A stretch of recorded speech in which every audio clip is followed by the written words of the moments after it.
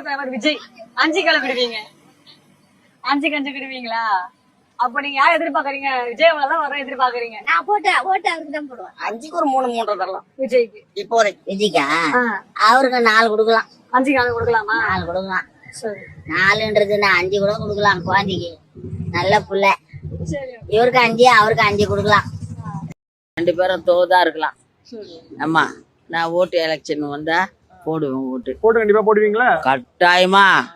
அந்த பிள்ளைக்கு பார்ப்பேன்.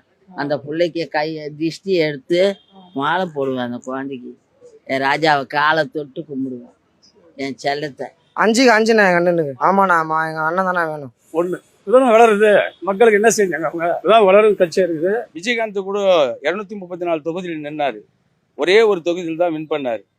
அதே மாதிரி தான் இவருடைய அரசியல் திட்டங்கள் கூட இப்படிதான் இருக்கும். கூட்டணியில வந்தாக்கா ஒரு 10 எம்எல்ஏ வரலாம், 5 எம்எல்ஏ வரலாம்.